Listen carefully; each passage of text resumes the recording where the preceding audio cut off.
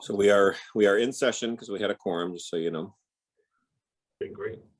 So would you like me to, do I have the ability to share my screen? I believe so, right, Julie? You should as a presenter, if not. Okay, let me give it a whirl here. Let's see. All right, yeah, it looks Okay. So I'm gonna just actually let me start off with this. So just we're I guess as we we always look forward to meeting with all of our finance committees. It's always enjoyable to come to Berlin. You're one of the folks that one of the, I wouldn't say few, but one of the groups that strongly support, I think, the what we do at Assabet. And obviously we do. What's that? I said, yes, we do. Yeah, and we've always been very thankful for that support, and making sure that your students from Berlin have the opportunity to have all the access and information to what's happening at Assabet. So thank you very much, and also we appreciate the support of the townsfolk as well. And Margaret's been fantastic as well in her role. So this evening, obviously, my name is Ernest Hool. I'm the Superintendent Director. I see that the member from Berlin, Lynn, has just joined us. Hi, Lynn. I told them you were earlier than everybody, but you couldn't get in. So yeah. And then I tried. Hi, Lynn.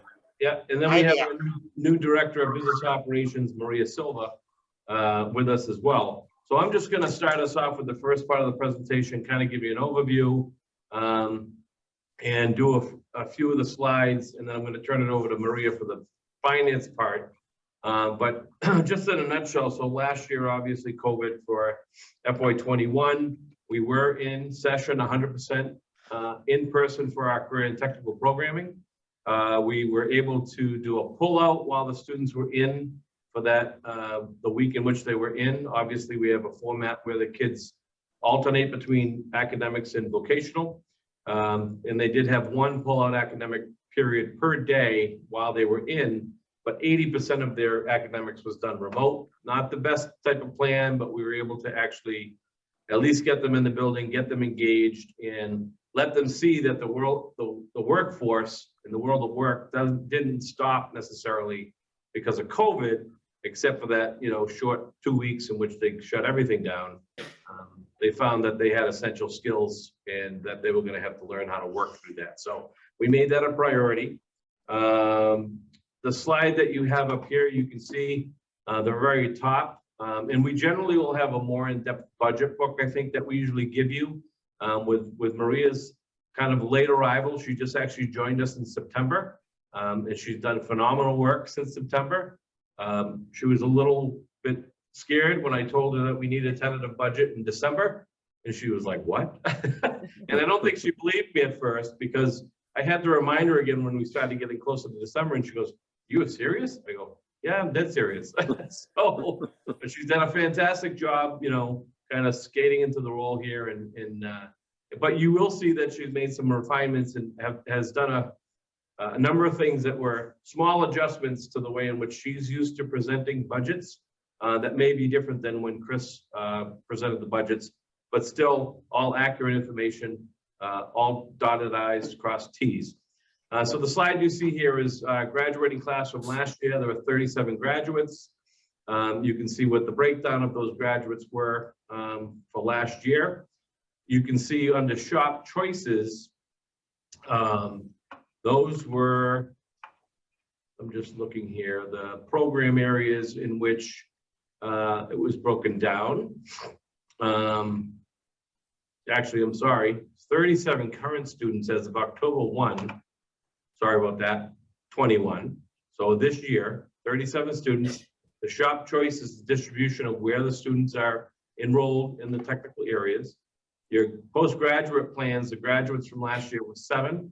You can see there 4 went on to continue to higher ed through college. 3 went into the workforce. Okay, and then there's some fast school-wide fast facts down the bottom.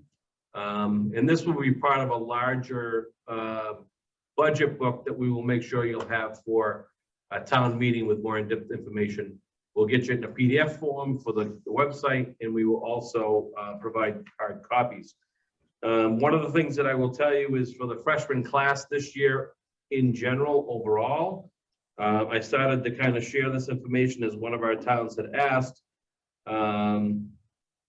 that our freshman placement for students getting into their first or second choice is once again in about the 94% range, which is fantastic returns. Those students, which there may be a handful across the board that didn't get into their first and second, and that's generally because of the oversubscription of a particular program. So for an example, in the field of plumbing, they've had historically for the past number of years, 68 students vying for 20 seats. So obviously, you're gonna have some students that don't get their first choice, and that's just because of the number of teachers we have and the space allocated for that program. Where we are looking to see what we can do for some expansion, and we made some adjustments to kind of bump the numbers up a little bit. But again, when you have that many, it's a little bit difficult. So I'm gonna, any questions on this slide at all? Yeah, or? Ernie, go up a little bit. Well, it's actually down. I got the top number. Nope, yep. Almost half of the population we're sending you are in special ed. Is that really a true reflection? Yeah. Wow. So technically what happens, Poodles.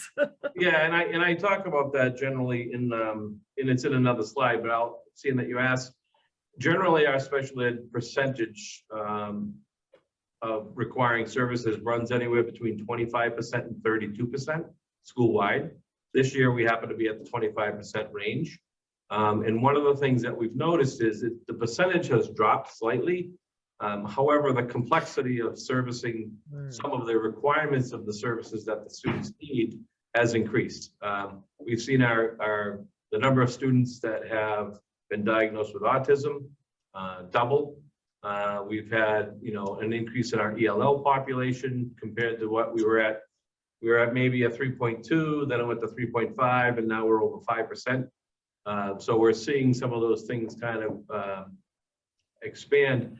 One of the things, just to give you an example, so auditory learning devices, we've seen that kind of explode where we went from maybe 5 students having it to 10. And, they've gone away from the, let's hang a microphone on the teacher's neck and then just blast it out to the entire crowd. That doesn't really work that well because now nobody can really concentrate and pay attention. So you get into more Bluetooth type assisted devices. So, okay. Oh, yeah, no, Ernie, great. Yeah, thank you. Here's my dog. I'm going mute. Ernie, can I ask one quick question? Sure. So you had 37 students from Berlin this year. How many what did you have last year? Do you know?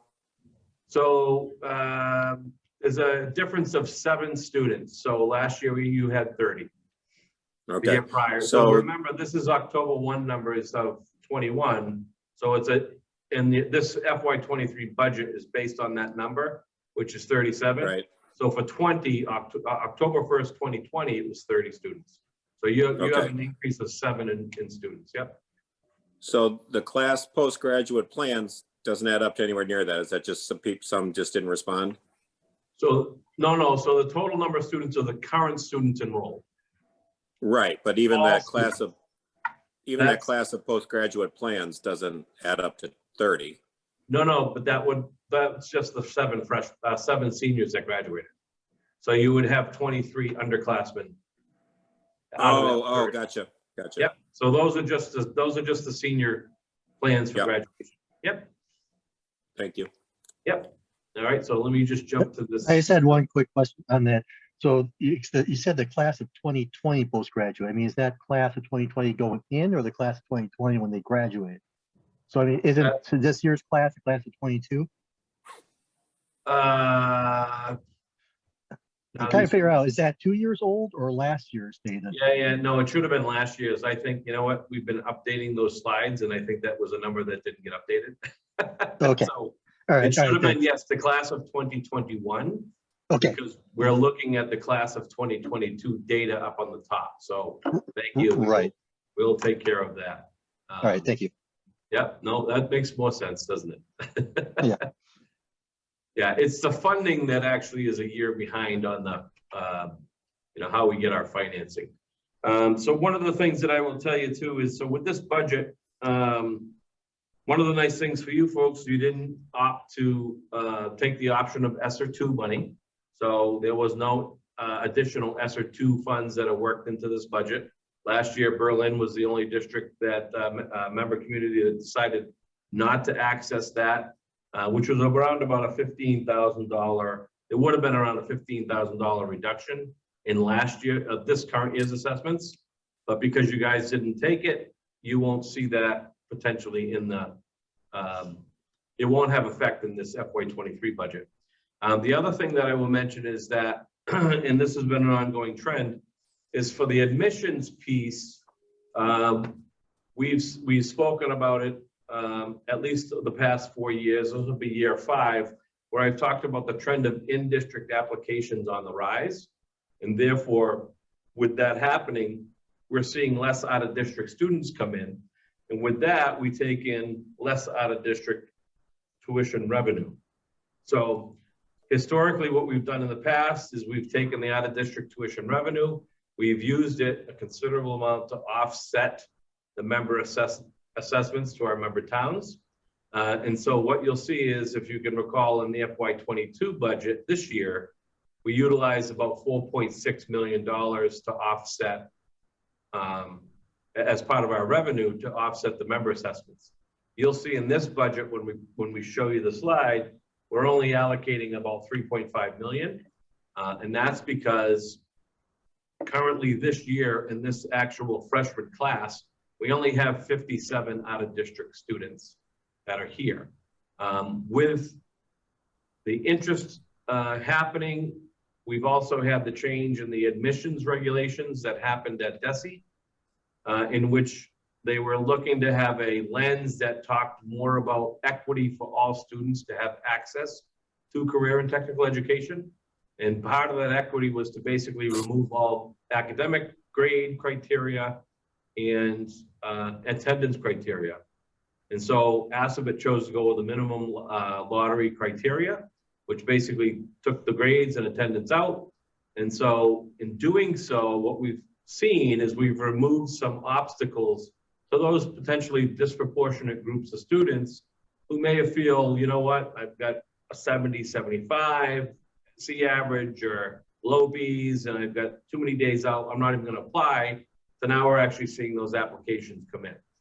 And so that whole process has kind of created an issue for our outer district member towns. For you guys, Berlin is fine, but the Berlin-Boylston School District, I've spoken with that superintendent several times, he's going to have difficulty because some of the kids from Boylston probably will not get in next year. And it's just plain and simple due to the sheer numbers of students applying. We currently have about 567 applications that are in process. And of that 567, about 495 of those are in district. And that's for 300 spots for freshmen. So that's another factor. And I think, Stan, you've been on the committee for a while now, that I've been talking about that, this is going to be a situation that will catch up to us at some point. I think we're going to have to see that happening.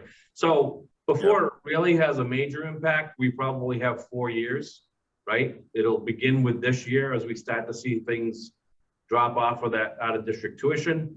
But as the students graduate that are out-of-district students, we're going to see that revenue decrease. So with that being said, here are the topics that are part of our presentation. Did we happen to send this to you earlier, or did we not? I don't remember seeing it, but that doesn't mean anything. Yeah, I wanted to try and get it to you prior to, so you had it right in front of you instead of having to see it for the first time. So my apologies.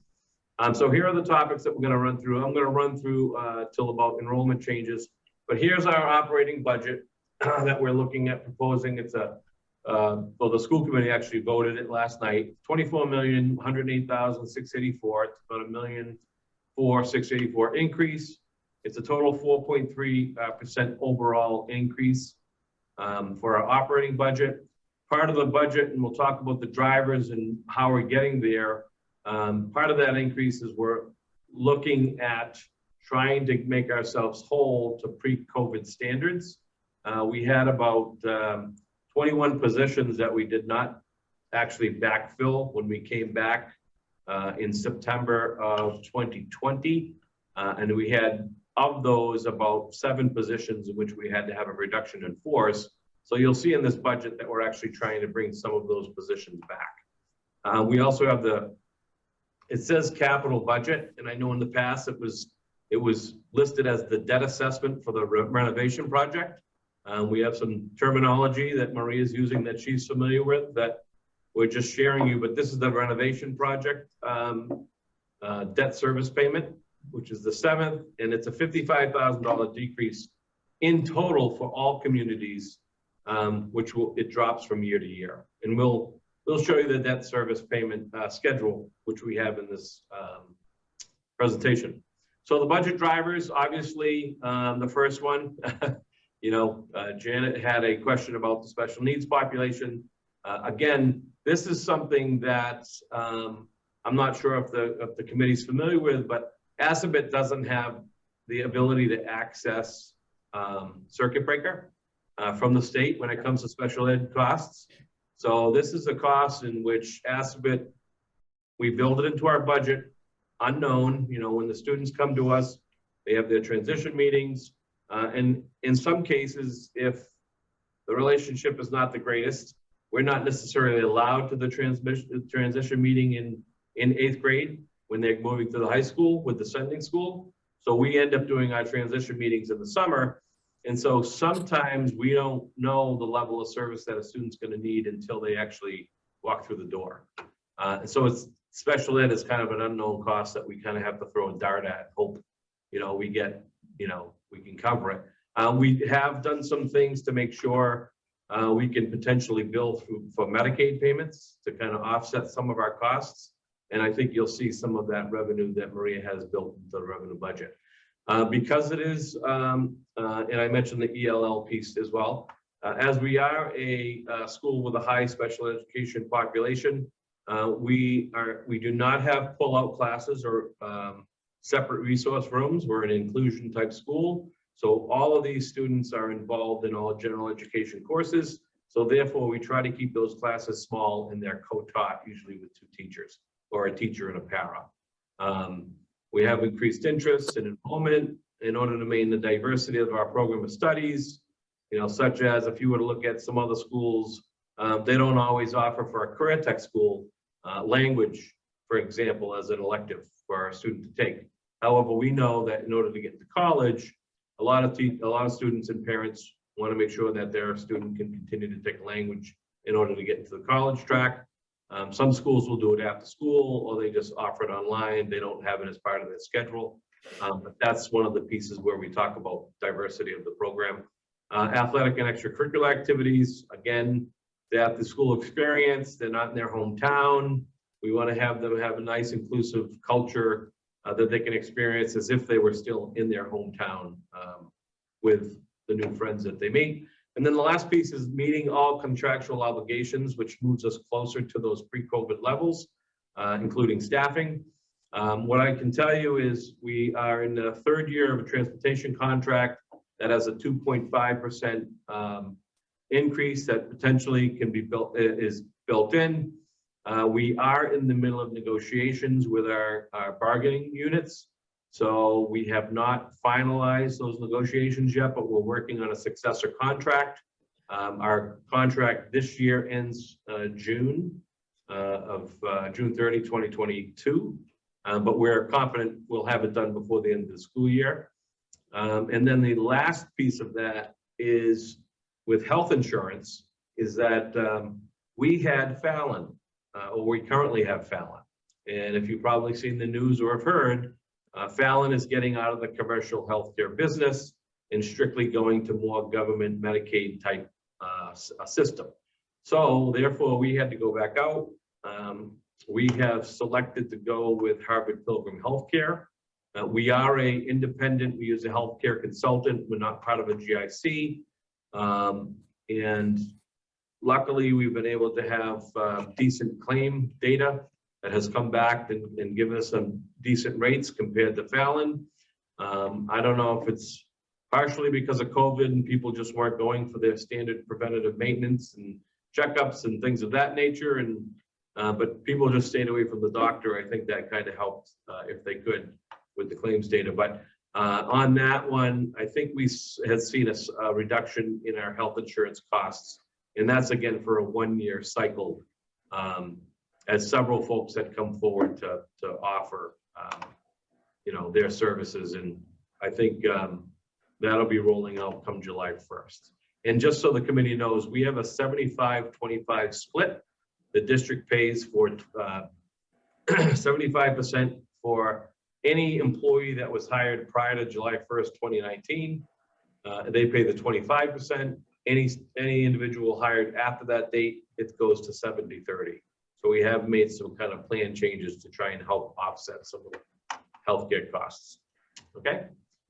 Here are the staffing adjustments that we are looking at. We've been without a librarian the past two years. We're looking to add a technical specialist. This would be in the career tech side of the house. And basically what that person would do is basically working with those students in with special education services and needs to work with them in the career tech environment. The majority of our folks that are special ed teachers work in the academic side of the house. But we do have a need on the technical side of the house. A physical education instructor. We had 4 prior to COVID. We went down to 1, and now we're bringing back 1, so that would put us at 2 for physical education. A building substitute. We're just trying to look to have a standard person in. We're only doing 1. We currently have a group of subs that are in, but I'm sure you've heard with everything that's happening, it's hard to find subs, bus drivers, just workers in general. So we're looking to hire somebody full time. And then a paraprofessional that would help out in the academic side of the house. In the last one, for me at least, well, I got enrollment, I think, next. Staffing changes. We have a person that's on a grant funded position. And as I mentioned in the past, but I'll mention it again for the new members that are here. Generally, when a school will put somebody on a grant funded position, it's to basically get that position started and implemented. But you have a time frame in which you need to then move that person off the grant, put them into the operational budget. Unless it's a specific grant that just do something specific for a period of time, and then it's going to go away. But this is something that we're looking to move for next year. Here is the enrollment changes that I mentioned, and you can see the breakdown by grade. And this was as of October 1st, 2021. So you can see we get 13 freshmen, 9 sophomores, 12 juniors, and 3 seniors. And that brings you to a total of 37. And that's what the number will be based on for your assessment for this year. That's partial, that's the enrollment number, which you can see is about a 23% increase to what you had last year, which was 30. So that concludes my portion of the presentation. I'll probably pop in with a few comments, but I'm going to turn it over to Maria. If anybody, I don't know if anybody has any comments, or you want to kind of wait until we get towards the end. All right, I'll turn it over to Maria. I can wait. Yeah, Maria. Hi, like Arnie said, I'm Maria Silva. I've been here at Asabet for 5 months. Prior to that, I was at Greater Lawrence Technical School for my first 20 years of my career. So I've been in voc ed for, I'm in my 21st year, but coming to Asabet, it's been exciting. It's been challenging. It's been new, but I'm excited about it. I want to apologize in advance in case my daughter walks in from practice while I'm speaking, because she's due any minute. So in case she barges in and then I get interrupted. But so I don't know how familiar you guys are with the Chapter 70 summary. That's what you have in front of you right here. And all it really consists of is our Chapter 78 for FY23, which is $7,477,986. And then the minimum local contribution for the descendant communities, which is $11,434,042. Yeah. But I'll break it down a little bit further in the next slide. So for Berlin, you see you have the 7 extra students and the calculations is set by the state. And compared to last year's assessment, which was $461,885, this year you have an increase of $94,783. So your assessment this year for minimum local contribution is $556,668. So we did the revenue plan based on the numbers that were given to us. This chapter 78 again. The rest of our revenue plan comes from the out of district tuition, which is decreased, like Ernie mentioned, from FY22. That was more 4.6 million. This year we're utilizing 3.5 million. Over the next few years, this number will continue to decrease as we take in less out of district tuition, out of district students. Our E&D revenue, our E&D was certified at just over $1 million. So we're using $300,000 from our E&D to offset our revenue plan. And then we have interest income, Medicaid reimbursement, and E-rate reimbursement. Then from our cherry sheets, we have our regional transportation reimbursement, which is $667,889. So that makes up our entire revenue plan. So chapter 78, other funding sources, our regional transportation, and then our member community assessments, which I will explain better in the next slide.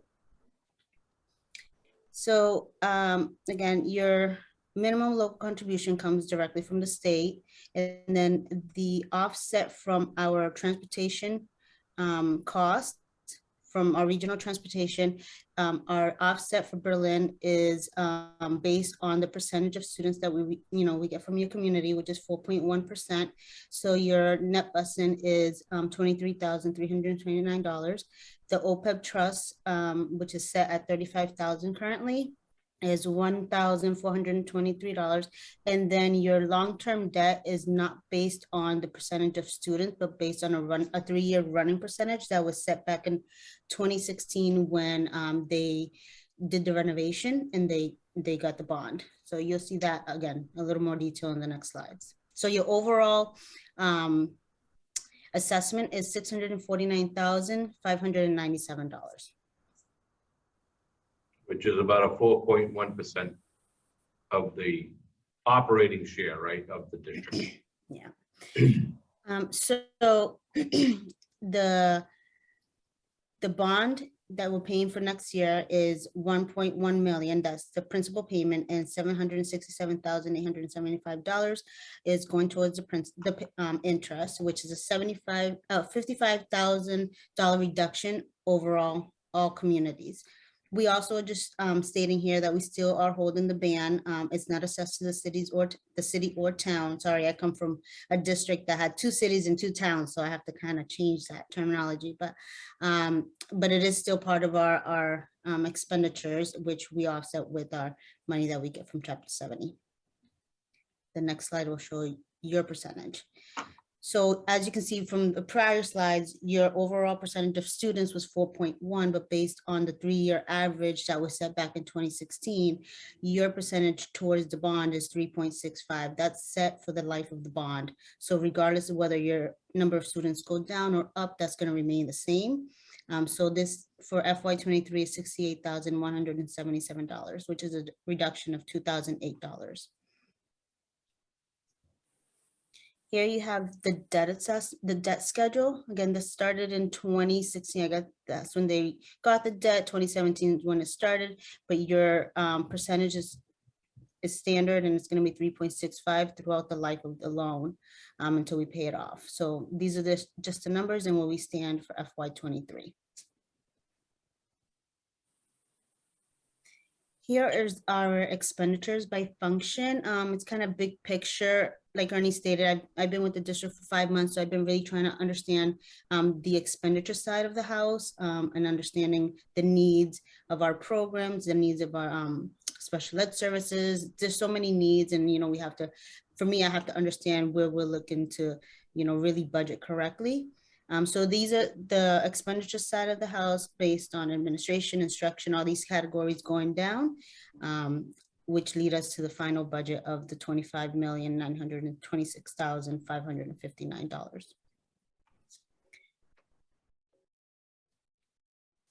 So you guys will receive a budget book in the coming months that will have this data broken down in more depth. But for the time frame, I'm used to having to do a budget. We get our numbers January 26th, and I'm used to having to do a budget by March to then present it by April. And here I was told I had to present it in December. So I was like, how do I do that without numbers? So I projected, and then they came out, and this is as accurate as I can get at this point. But I do, continue to learn the budget, learn the expenditures, and learn how ASABET functions as a whole for our students. And so you'll get more data in the next couple of months when we present in other aspects of the communities. So this is just our process timeline. Yeah. And I'll make sure that this presentation gets sent. So you'll at least have this before the budget book gets here. That's okay. Yep. So Yep. I mean, I know I went through it pretty quickly. There's only, it's just, for me, it's just basic numbers. This is what the numbers are, but please feel free to ask any questions if you need more clarification on any of the data. I had a question. If you go back one slide, what is the middle column, budget with transactions? So FY22, that budget was built by my predecessor, Chris. And then, like I said, throughout the transition for me, I had, based on the expenditures that we were seeing at ASABET, I have to make budget transfers within certain accounts to kind of capture real data as far as what the expenditures really are happening. So then I can build out into the following fiscal year. So I've had to create some budget transfers. So the FY22 budget was the original budget. FY22 budget with transactions means the adjustments that have been made within account numbers in order to capture real expenditures. And then that's what allows me to help me build FY23. Again, being in the district for only 5 months, I don't really know what the expenses look like. So that's why I have to create those budget transfers and capture the real expenditures in order to build the budget out. Okay, all right. So on the left, it's what you planned, and then on the right is what has happened. Situation required the actual spending. Okay. Yeah, and the rob Peter to pay Paul within the budget. That's exactly what it is. I mean, Right, because salary is a big one. Someone leaves, someone comes in, they cost more money, they cost less money. Someone takes insurance, someone does. There's so many factors involved. So that's really, she's correct. Absolutely. Rob Peter to pay Paul. Yep. And so we've paid Paul in the middle, and we're kind of moving forward with Paul into FY23. Right. And just so the committee knows, any kind of transactions that happen between function codes, the school committee has to approve before we do it. Anything that's within a function code, one of the line items, then generally we'll report it to them, but we don't generally seek approval because it's the money in that same pot. But we still will share with them and have transparency. Any other questions? Or I do have one other thing that I want to make sure we cover, and I'm not sure you're aware of. I know we reached out. So with our excess and deficiency fund, the school district or school districts are allowed to carry up to 5% of excess and deficiency of their overall budget over to the next year. We had a situation where there are a number of audit reports that hadn't been completed.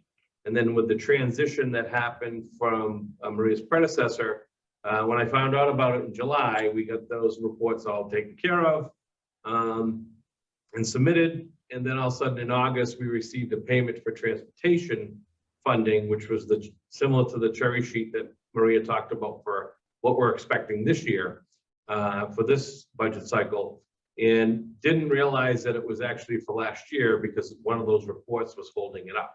So when we got it, we had the money, but then had to allocate it in the prior school year. So that then put us above the 5%. So with that being said, Maria, do you have that slide queued up? Yep. That I can let you, I'm going to stop share.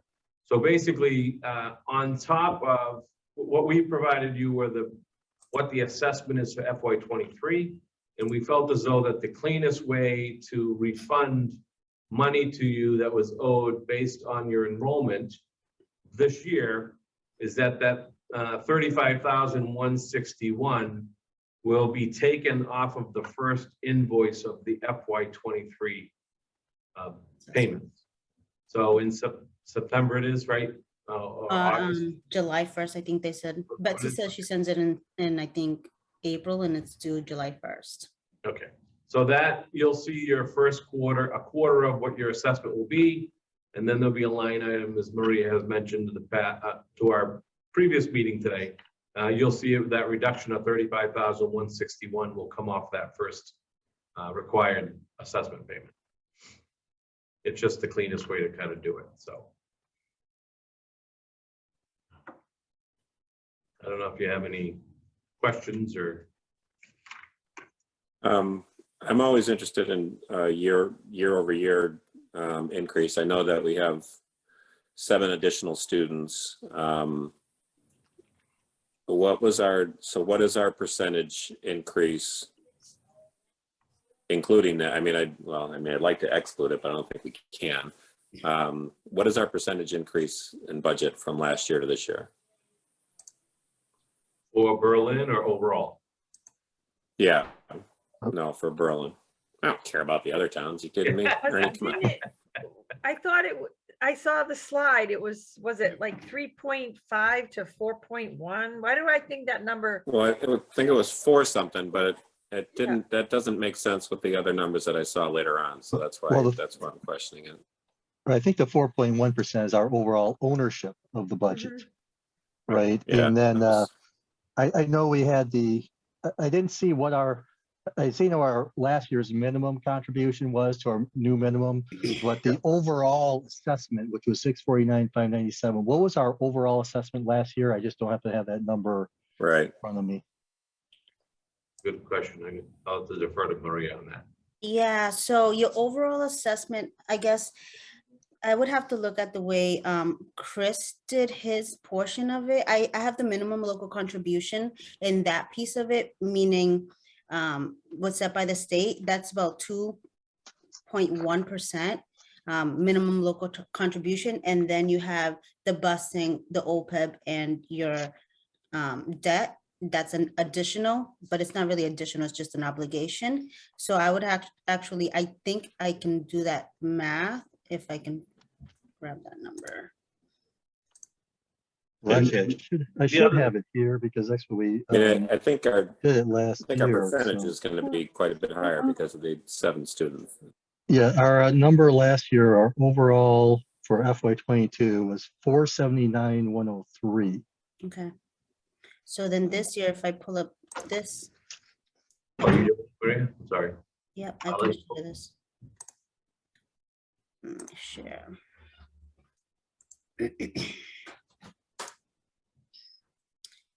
Can you see my screen? Yep. Okay. In a sec. Yep. It's coming. Go to this slide. So you said your overall assessment last year was? Yeah, at least what we voted at town meeting for FY22 was 479,103. 479,103. Yeah, so that's so the difference of 170,494. Divide that into. Give me that number one more time. It's a 479,103. 403. 103. 103. So that's 3.5%. Yeah, so I said 3.53. No, it's Yeah, it's actually 3.55. So yeah, like 3.6% overall. No, that's our overall ownership. 25%. Yeah, what Stan is asking for, what our overall assessment increase is. So the percentage increase from 479,000 to 649,000. Yeah, it's about 170,000. Yeah, and I think I may actually be able to clarify. Or something. Yeah, no, I may be able to clarify for you. If you recall, with last year's budget, when it got approved, it didn't get approved until the fall, right? Because town meetings didn't happen until July, June, July, August. Actually, the only folks that actually approved the budget on time that particular year, which would have been the year of March, April, May, June 20 was Marlboro, because they just had the city council and didn't have to pull together a town meeting. If you recall, we came back to the towns because we had our town managers and the mayor asking what ASPIT was going to do to potentially reduce the budget from the school district side based on the challenges that all of our city and towns were going to face. So we had originally come to you with a 2.97 increase in that year and reduced the budget by $464,000. And so your assessment that was then voted at town meeting was the one that you had just talked about. And so it was even a further reduction that we had before, because this current year budget, if the 2.97 had been approved, our current FY22 budget only would have been a 1% increase. But because of that $464,000 reduction, it skewed things. And I think that's what's happening with Stan, is that that's throwing that number off because it doesn't make sense on the increase. Well, yeah, So I mean, it's making it like a 30% increase. Right, right. But we ended up taking additional,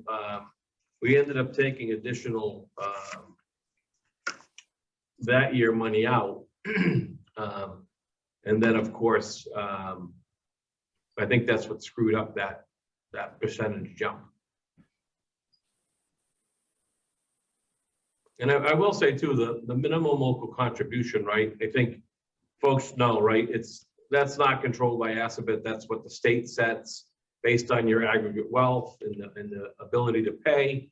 And those, I don't know. We've looked at the formula before, and I don't know. I don't even think a rocket scientist could figure it out. But it's kind of challenging to figure out how they get to that figure.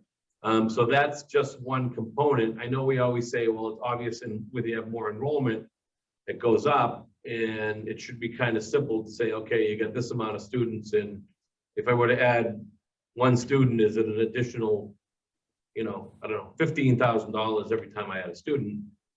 That's one component of it, but the minimum local contribution goes up and down every year. It depends on, right, what's happening in the state and surrounding communities. And then, of course, the transportation costs. We're actually getting less transportation reimbursement this year, right, than last. Mhm. So that actually will play a factor in it as well, because the difference for us to operate is being borne more by the member assessment than it would be from what the the one thing I will tell you that Lynn is a staunch advocate for is that the state, when regional school districts were developed, there was a promise that bus transportation would be 100% reimbursement. Right? And they've never met that 100%. There's this little line item in there that says, is it if allocated, Lynn, or? Subject to appropriation. Right. So Lynn has been every year since I've been here, when we were able to go into the State House, visiting people saying, hey, this really needs to, come up because you sold these regional schools to towns on a promise that didn't come through. I think we've gotten 80% has been the highest. Is that about right? 82? There was one year that it was 100%, Oh, but you were probably in elementary school. I didn't want to say it. What the folks are looking for, Maria and Ernie, is the 170,000 increase in their overall budget. Mhm.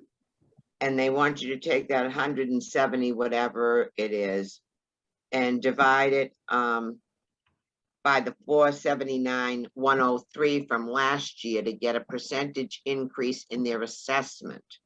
And that's So 3.6. That's That gave why me when you- 3.6%. I'm sorry. It's That gave actually me 30, 3.6. 35, It's 35.6%. 35%. Maria. Yeah. So That's crazy. yeah, Well, yeah, that's Oh, you're kind of right. why It I'm is in shell 35%. shock. So I, you know what I think might be happening though, Ernie? I don't know if in the on their assessment, they're looking at the bond piece, because Chris used to leave that separate. I was gonna say, what is the actual bond? It looks like the actual bond repayment was the 68,177. So we can, oh, Ernie's gonna pull that up. If you want to, yeah, the debt assessment one. so that's 68,000. So last year it would have been Mhm. 70,000, 70,185. So So that's, what's yes. what's the bottom line then that our regular assessment would be Right. without the debt? That the numbers I gave you on that next, or actually, oh, that's right. Is your 649 with that in there? That's I included. believe it is. If you can go Yes. back to Okay. the slide, what's the actual assessment to the town? Yeah, so. Is it the Oh, yes. 556 or? Okay. So I do Yeah, put the like pull debt the in there. 68 out. Right, All right, and so Chris pull the left that 68. separately. The reason why I build it in, because for me, the way I've always done, I built budgets for 20 years, almost, it feels like 15 years at least. That to me is considered like what Lynn calls above minimum assessment. So we get the numbers from the state, and then the next piece of it is our net busing. The net busing, the OPEB, the obligations that were approved upon, and one of them is our debt assessment. What I learned when I came to Assabet is that they put that on the side and kind of did a wash with it, like in and out, and assess it separately. I've never done that. And because I have to report it as an assessment to the cities and towns, I included in my part of the budget. So that was the difference between Chris and I, the way I kind of looked at one thing and he looked at the other. But that long-term debt, he never included in his like assessment number, even though it was assessed separately. Does that make sense? I don't know if you recall in the past, we've had, we would have a sheet like this. You would have your information on the top, and then there would be two smaller boxes down below. You had your regular school assessment of the operational budget up top, but then in the bottom left corner, you would have the capital assessment. And then in the right, you would have the debt, you would have the operational and the capital to give you a total number, where Maria has just presented it in this format, which is not broken out as easy. So, because some of our folks are like, we just want to know what the bottom line is. When we put it in their warrants as just one number. But I think Berlin, you break it out, right? And you list it as separate. Yes. Yeah, correct in the budget. So then that being said, the total assessment last year would have been more like 549, 288, right? yeah, I didn't go by what the total is. I kind of like kept it, I just took out the debt service from this one to look at just the, without the debt service, and it'll be a 17.6% increase. So it'll be overall 102,317. Right, but what I just did is I took the number of students. So I took our assessment last year separate from the capital, divided by 30 students, and it's 15,000 something per student. And I take this year's assessment minus the capital divided by 37 students, and it's 15 something per student. So it's entirely due to the increase, or the vast majority of it is due to the increase in students. I mean, we have a 20% increase in students. We went from 30 to 37. I did the same math, Dan, but I wasn't sure what it Well, when you pull that debt number out, because initially it went from 15 to 17, and I was thinking that was a crazy number, but when you pull the debt number out, it makes sense. I apologize for that, because for me, it's still an assessment and I lump it all together. That's fine. We have always built it. And then, We're yes, all I clear. realized Chris put it separately, so. I remember I had a disclaimer at the beginning that we said there were some refinements made and some adjustments that we'd have to work through.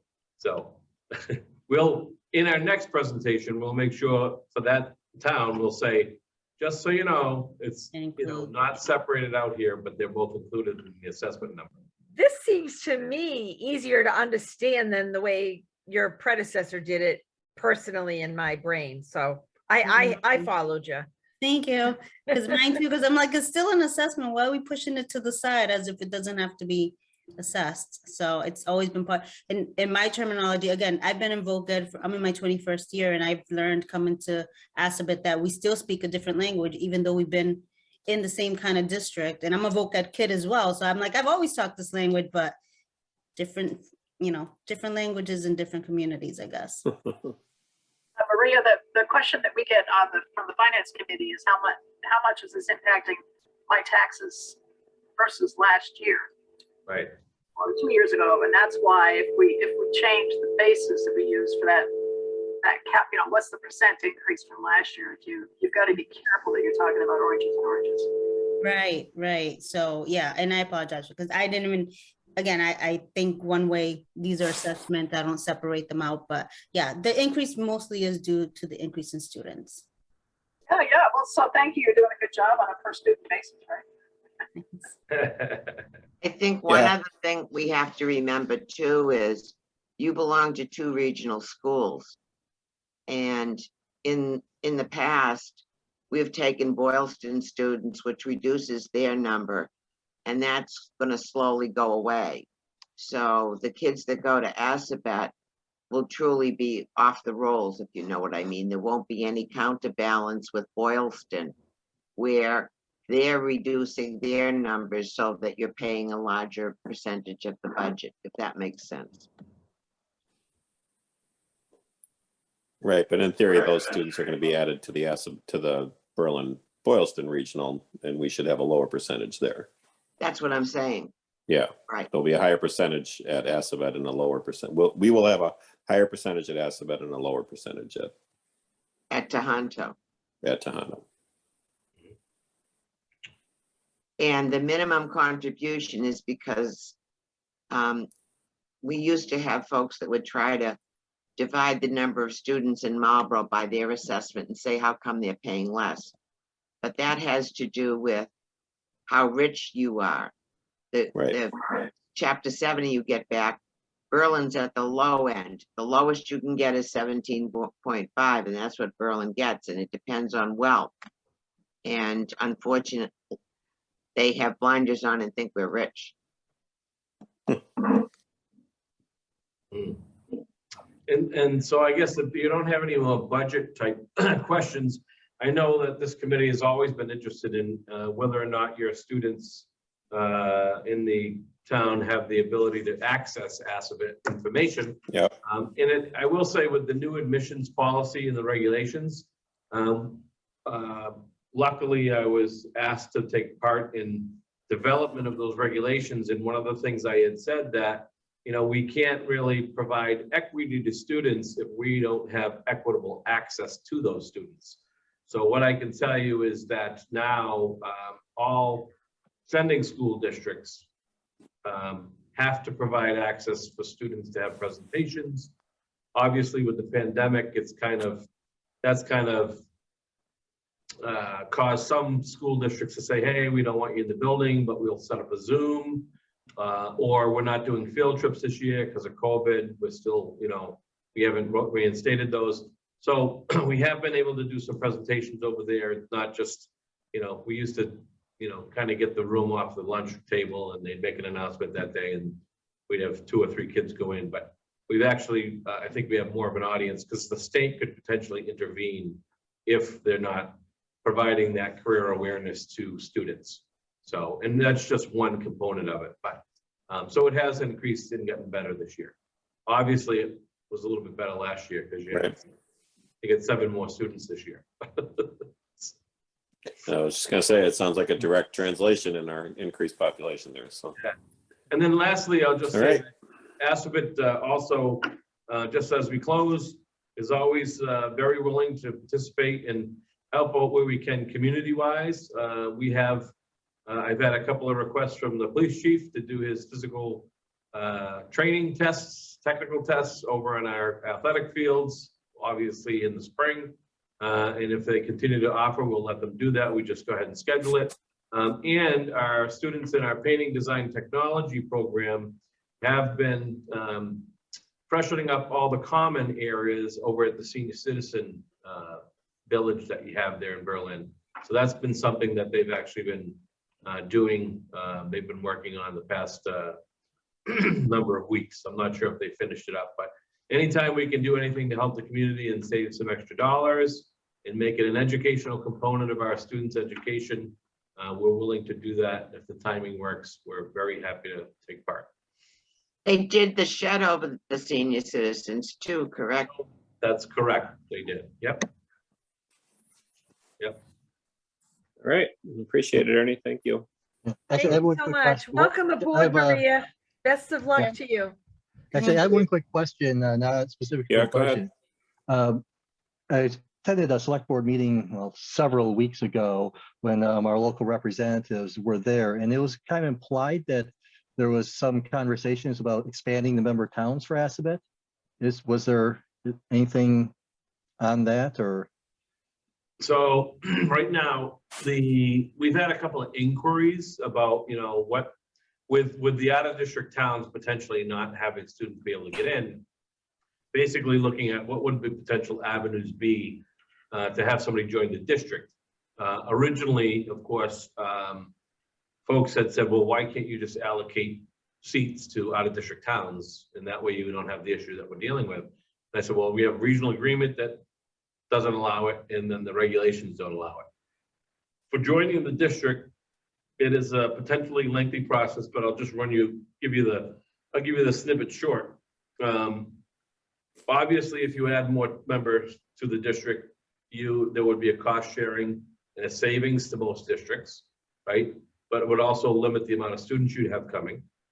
Basically, what would happen is the town that was interested, a city that was interested in joining, would have to send a letter to the school committee, addressed to the school committee, saying that they were interested in potentially joining the district.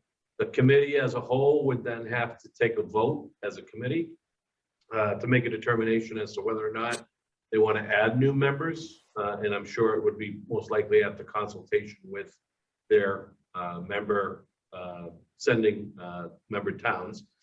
Once that would happen, we would then have to look at what the potential buy-in to the district would be. So your debt schedule that you saw here, for example, of the renovation project that was there, that would all have to be reallocated. We would have to make a determination as to how we would determine the percentage that they would be buying into that renovation project. And all of that debt schedule would get redone. And they would also have a buy-in just to get into the district, because obviously your towns were all involved when the building was built. So there's a formula for buying costs that have to do with that as well. So, and that would be something that obviously it would be over a number of years in which it would be implemented. And then of course they would have their member assessments. We also have, I think, part of the process of that, let's say it all went well, the committee, we got a request. The committee said, yeah, we're looking to, based on what our folks are saying, we want to add a district. We'd figured out the debt schedule. During that time period, in knowing all those costs, it would then go back to each individual sending city and town that you'd have to hold a special town meeting or city meeting, council meeting, and all of the towns in the district, there would have to be unanimous approval from all 7 in order to have the member join the district. And it's actually the same exact if somebody came to us and said, hey, we're looking to remove ourselves from the district. It would be almost the same exact process. There'd be a payout fee, and then, it's basically, we'd need 100% unanimous approval by the school committee, and then you'd need 100% unanimous approval by all of our members that are currently in the district in order to allow somebody to come into the district or go out of the district. The other piece is, I'll just mention, I think that would be, it may cause a little bit of a red herring with this type of situation is, we have the original regional agreement that was developed when the school district was created from 1966. So my guess is with adding a new member, they would probably want us to look at open the regional agreement. In my experience and talking to other superintendents, that process can be anywhere between 1.5 years to 2 years. So it's not something that just happens kind of overnight.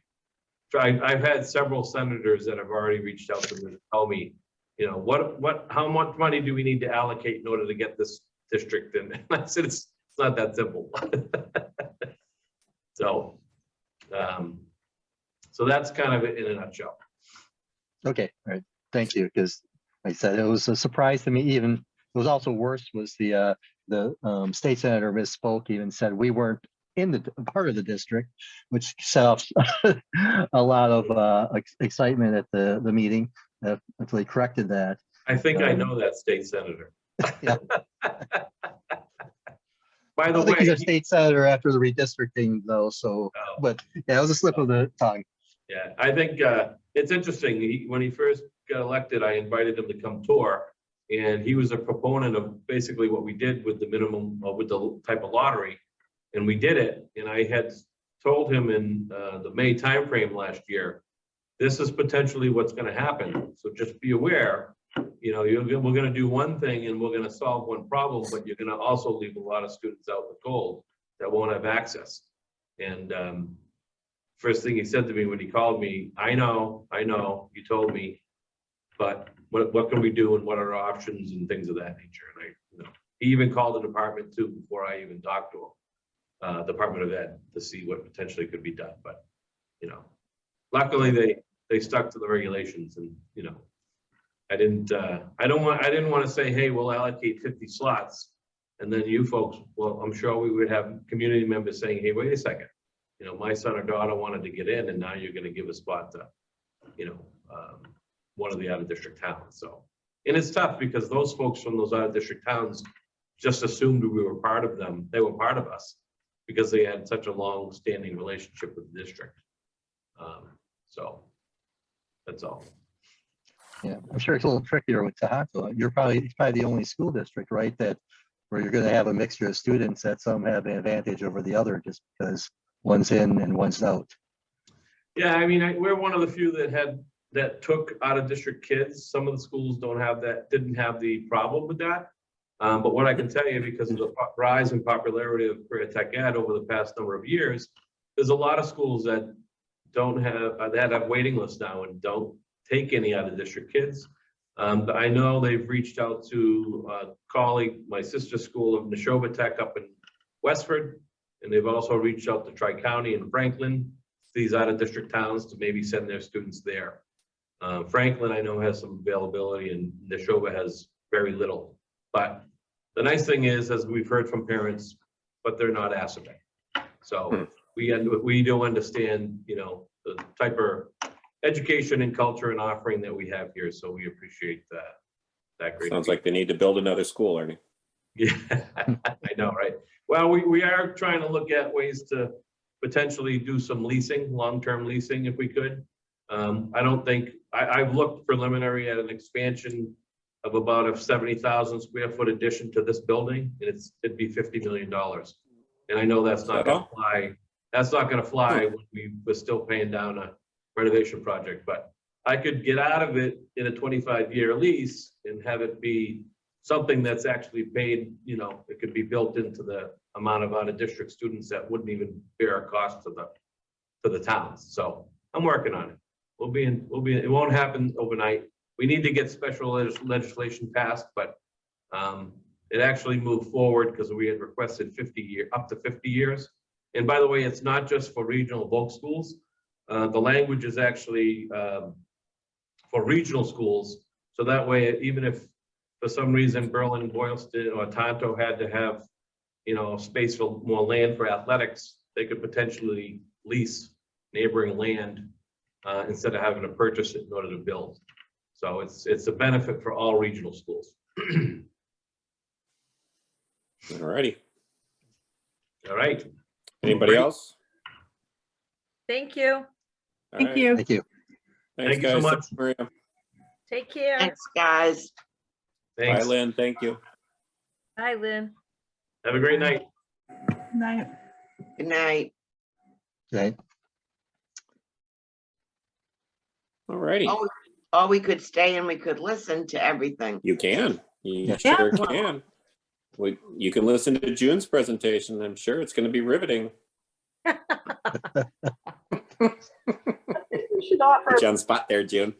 yeah, Thanks, Dan. I really appreciate that. I knew you would. I don't know how you're doing it, June, because you had enough on your Yes. plate before. Yeah, I she actually does. called her today at 4:30 and asked her how she was doing, and she said, I think you thought I was gonna want something, didn't you? And I truly was just calling to say, how are you? It's all good. It's all good. Is she doing It's well? she is. Margaret is actually doing very well. Oh, We that's checked with her great. yesterday, so she has her good days and bad days. It's just now if we can keep her to stay away long enough and heal, that's I'm gonna be, sure I think, that's the tough going thing to be a right now. challenge for her, for sure. She still has a telephone and a computer, so you know. Yeah. Yes, she does. Unfortunately, yes, she does. Yeah. All right. So Marcus, should we offer the old Sears stores to Ernie? We got Oh, some yeah. That's not a bad idea. in Berlin that he could rent. Assabet extension. That's a bit extension, yeah. Love it. The school bus is already parked there. See? Look at that. So It's a great Lynn, I'm idea. gonna move you back to attendee if I do this That right. sounds great. Bye, Lynn. Did it to me. Thanks, Lynn. Lynn, Hi. Why did I do that? No, that's like really, who did I stick in attendees? Yeah. Now you got rid of I'm June. sorry, June. Well, it's really weird. I go and I click on one person. She can't have a riveting presentation if she's not here to make the presentation, Julie. No. Oh, she's back. No. Julie's giving her a grand entrance. Ta-da. Well, it's just that we had Assabet here, so I wanted to talk Wow. about riveting. Yeah, see what I that did was there? it. You missed my whole presentation. Okay. You get everything you asked for then, June. Yay. This is weird. The panels list keeps jumping up and down on me as I try to move people. Yeah, right. You took me out, Rodney. Well, Yeah, but I was trying just to leave her at. I was trying to move Just Lynn leave her out on. to an attendee, so she It wouldn't doesn't- have to be making decisions. There you go. There you go. Yes. That worked. Okay. That worked. Yeah, sorry about that. Yeah, All right, Mary, June, yeah, well, I'm- Assabet took, yeah. That was longer than I thought, that's longer than usual, but That's that's okay. fine. I'm sure I can be really, really quick on this because You do what you need to do. it is to- not like Council on Aging. I have really like nothing exciting you to show don't you. have a full presentation. Not really. I'll just go over my budget. If you guys have questions, great. If not, Okay. okay, so there is an increase in my salary line. That there was based on what the TA personnel and the select board approved based on the market rate adjustments.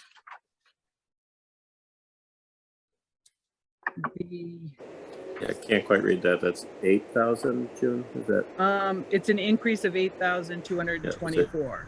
83 to 92 or something? Is that? what I'm saying? 92,155 Yeah, okay, is what Margaret had put it in at.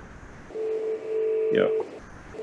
And the next one is based on increasing we had talked, I think it was just before COVID had hit. We had gotten to approval from both personnel, selectmen, and also here at finance for increasing the hours for the part-time wage. We had originally had my helper in the office at 35 hours a week, which is what she's still currently at. And we had jumped it up to 40 hours, but because of COVID, we did level funding. So it went back.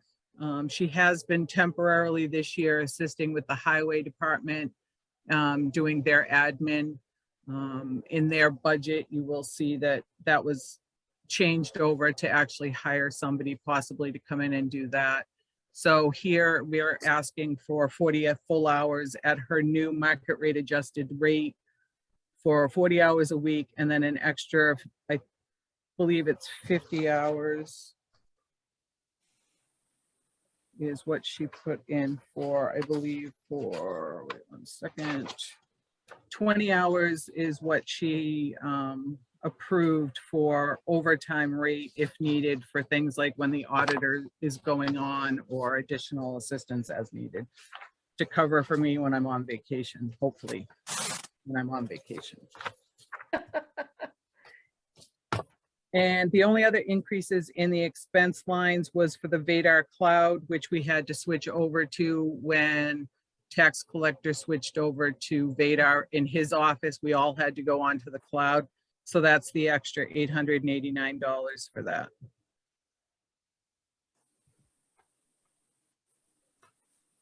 Any questions? Peter, is that a yearly fee for using it? For the cloud portion of the software. Okay.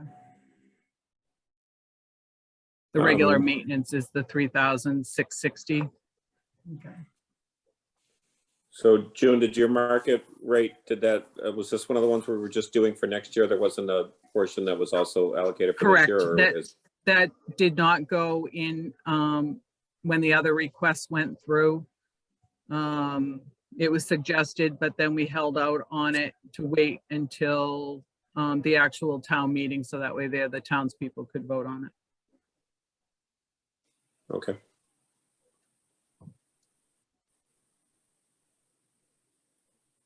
I think our general guidance have been, if there's a market rate adjustment, it's fine. You know, we want to stay below the 2.5 for all the budgets, but if there's a market rate adjustment, or if there's contract negotiated wages and salaries, then we're fine with it. Yeah, I mean, that's why we had the assessment done. And so, yeah. Plus, you're worth it, June. well, yes, that is absolutely true.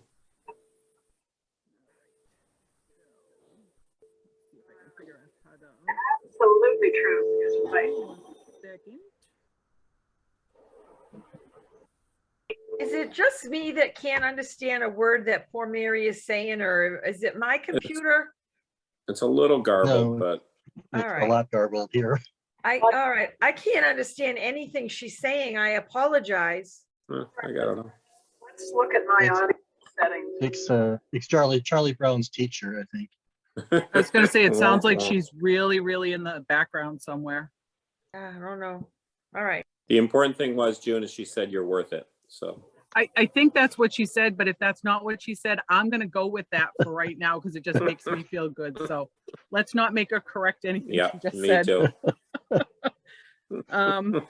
So moving on to the audit, we have put in the level funding from last year's audit, or the current year's audit, of 26,000. We are in the process of going to be, well, as soon as this audit is completed, we're going to go out for bids for other accounting firms to try to see if we can get a better deal, and also just to have somebody different come in, I think.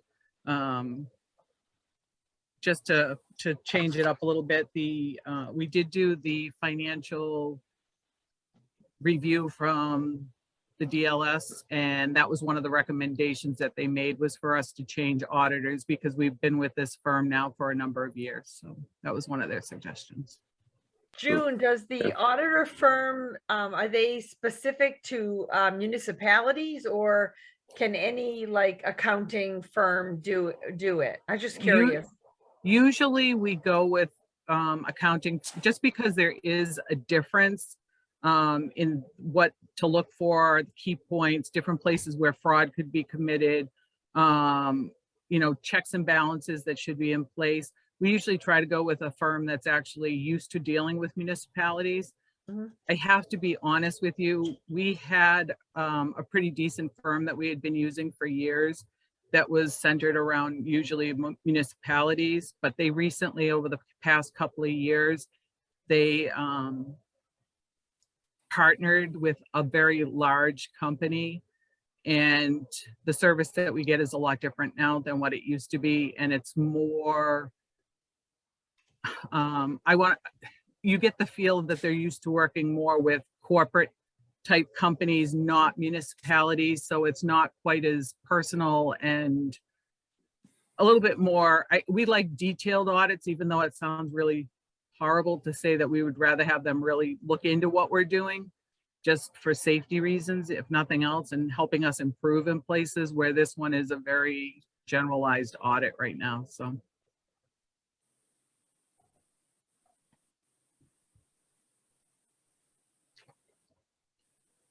And I think those are really the only two budgets that I usually present to you, unless you want to talk about any of the others like electricity or fuel oil. Didn't we go over those? With I think we highway, or touched no? base on those when highway was in. Yeah.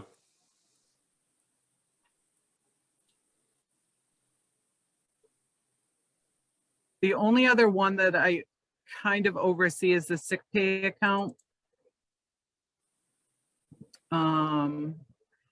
We pretty much just kept it at level. We went up just a little bit based on the possibilities that people would be, you know, there are a few additional employee departments that we have that have possibility of sick pay coverage, but it was pretty much just left at 2%. I think we increased it about 2.5%.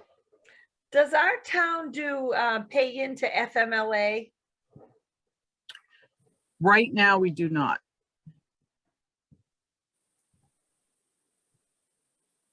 So what does that mean for us not paying into it? That means that if you take Family Leave Act, you go unpaid. We currently allow people to use, because we do have what we call a long-term Right, the bank. bank type of a thing that people can accumulate up to 90 days. Oh, So that they can use for Sort of that, so that they don't mimics have it a to little bit. take it.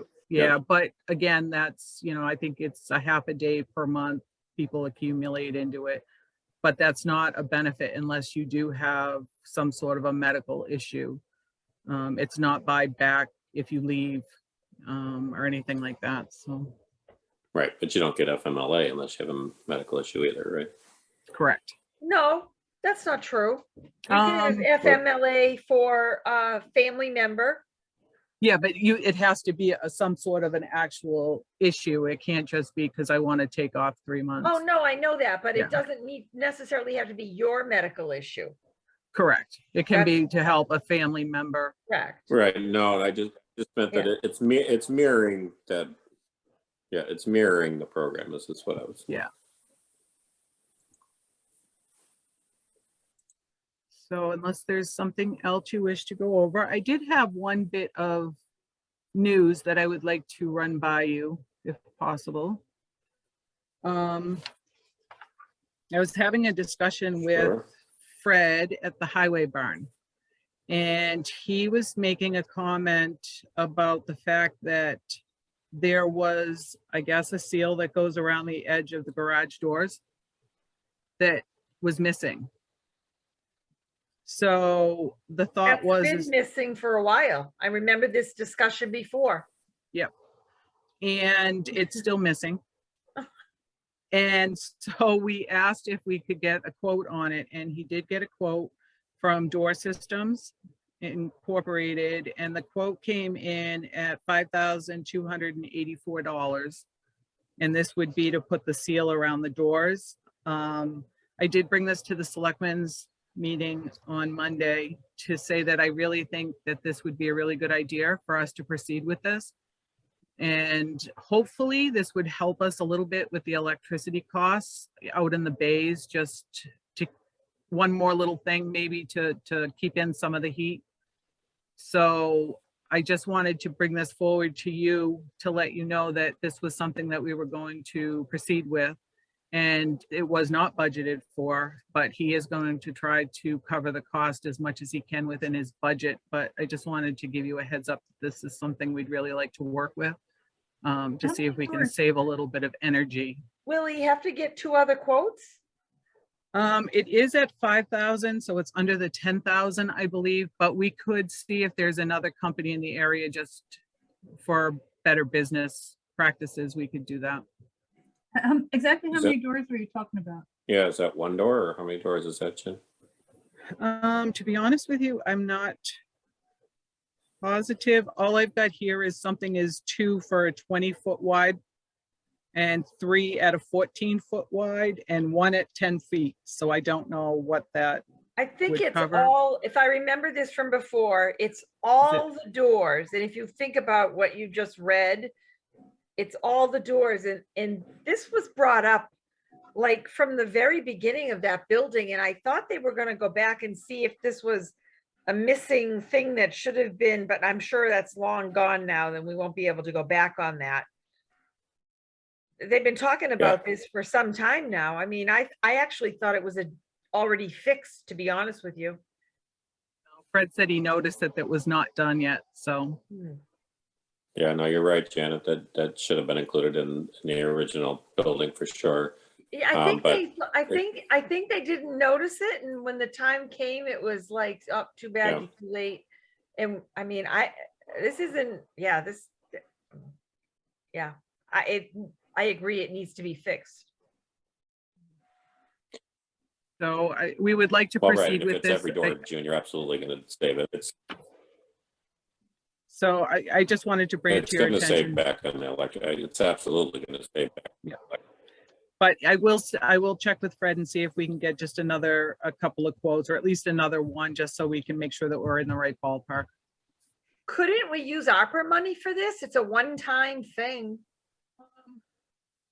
Could we? It's possibility, but I think right now with the list of things that we've got going on with ARPA funds, I mean, this is more of a reasonable, I mean, it is still $5,000, but I think this would be more reasonable for us to be able to try to take care of in-house and take care of it now versus waiting for it to become part of the, because I think we were trying to lean towards more things that, I mean, I'm not speaking for the selectmen by any means, but with ARPA funding, even though it's almost $1 million, it sounds like a lot, but once we start talking about possibility doing feasibility studies or getting architectural feedback as far as, you know, different projects that we want to do to be able to get grants for, it kind of adds up a little bit fast. So What was the name of the company he used?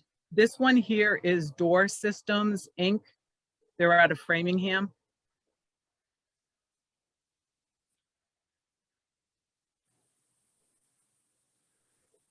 June, do you get the electric usage by building? So do we know We do, how yes. much what portion of our electric bill is from the highway barn? Yes, and I believe that when we were talking about this today in the office, Amy mentioned that she just received the electric bill for the highway barn, and I believe it was approximately $7,000 for the month. So we're just trying to Yeah, say if there's I think something we're going to small. save back these seals. Yeah, I don't think this is small, June. I think on every one of these doors not having those seals, I think that this is a significant heat loss. And I think we're going to see a substantial savings. I know that they keep it semi-cool out in the bays, but I think that we really could, where it's all electric heat, I think it would definitely And probably where make are its we- money back very quickly. Yeah, Where are I we? think we're going to, I think the payback on this is going to be less than like 2 years. Probably. Where are we at with looking for alternative heat for that building? Because I know that was another thing we were discussing. I think that is on the list for the ARPA funding. Oh, but- okay. Yep. So, I almost want to make a vote here on this, is so that if Fred gets quotes and can get somebody in there to fix it, that can be done sooner than later, because I'm really feeling like we dropped the ball here, because I honestly thought that was a done deal and it was fixed. yeah, we don't need a vote per se. I just wanted to bring it to your attention because if at the end of Okay. the year, he comes in short because of this unbudgeted repair. I mean, we're hoping we can cover it in other places, but All right. Right. If you start now, maybe you'll have it done by the winter of I next was year. actually hoping if we could get it done in another month, we might be able to have 1 month worth of, let's see what a difference it makes in electricity. Well, we've had cold Marches to get it done. I believe we've had snow in April, so yeah, I think, We've had snow in May. yeah. Yeah, but we don't talk about that one at all. All right. Does anyone have anything else? And I did upload the most recent working budget into your Google Sorry. file. I believe you have access to that to take a look, see what has gone in front of the selectmen. There is Right. only a few items that are still left to be looked into, and most of them are the school. And there was only a few others that need to be looked at. Some of them had to do with whether or not there was an increase in hours in a couple of departments and things like that, so. And then hopefully within the next few weeks, Margaret will be back here and there so we can start working on the, really working on some of the revenue ends of the budget process, so. Right. So who do we have next week on our list? I think Tohoto. It's just Tohoto, I think, right? Yeah, I think. I think actually you have Tohoto and you have Concom in at Oh. 8:45. Oh, we added Yeah, oh, right, Concom, you said yeah, an yeah. hour. Yeah, because they met this week. Yeah, they're asking for hours for their, They were Agent. asking for their hours for their agent that this And- year is coming out of wetlands and open space to have that come over to the town.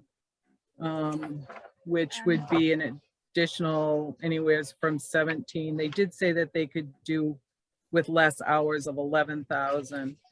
And the other thing that we had asked them for was for information as far as where they stood with the land purchase and the or the CPAs. agreement to purchase land with the CPA funds. I think were Right. the other questions that you had for them. June, did you ever get the answer about any fees that we're gonna owe? Assabet, not Assabet, yeah, Assabet Valley. What's the trust? I want to say Sudbury Valley. Assabet. that's Sudbury Valley. Sudbury Valley. Sorry, I Yeah. had Assabet on my, did you ever get No. the answers to that? No, hopefully they'll have the answers when they present their information to you.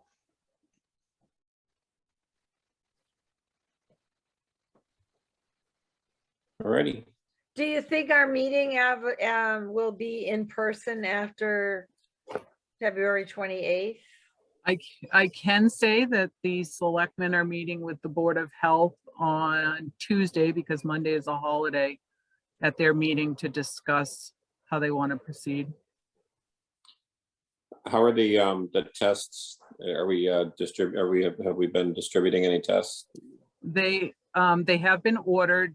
I believe they ordered approximately 700 tests so far, which is not as much as what we were thinking. They were going to see how long they're good for as Right. far as the expiration dates go on them. And our fingers are crossed right now. They say that they're going to be delivered this Friday. Oh, okay. And I believe they're meeting on that too on on Tuesday at the selectmen's meeting, as far as the process that's going to be involved to hand those out or to have people Right. come here. I think they're doing like a drive-through pickup where they can come and pick Yeah, them up I've also. seen the electronic sign, so, The sad part about this is we needed these tests 2 months ago. yeah, that is. They're not needed now. I haven't had a positive pool test since we came back from Christmas break. Let's keep it that way, Janet. I Let's mean, keep it that it's way. like, I know, but I mean, Yeah. it's like the state, as much as I like to say they've been ahead of this, they've been way behind it on so many levels that the public doesn't even know about. It's so frustrating. I'm sorry, I just noticed Chris was raising her hand. I'm She sorry about is. that. Chris, I'm going to promote you Chris. as panelist. Oh, Sorry. Hi, Chris, you're there. What's up? hi. Hi.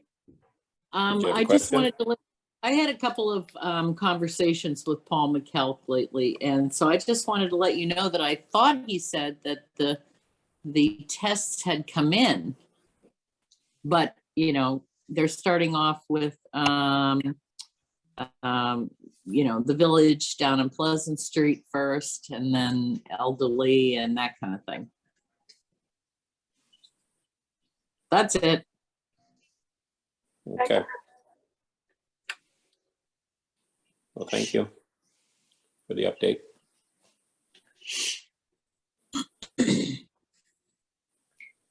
All right, well, Janet went on mute, so she can't make the motion. Oh, I'm coming, baby. Motion to adjourn. All right, guys, thank you. We'll see you all next week. Take care, 9 everybody. o'clock. Thank you. Be well, Thank you, be Judy. safe.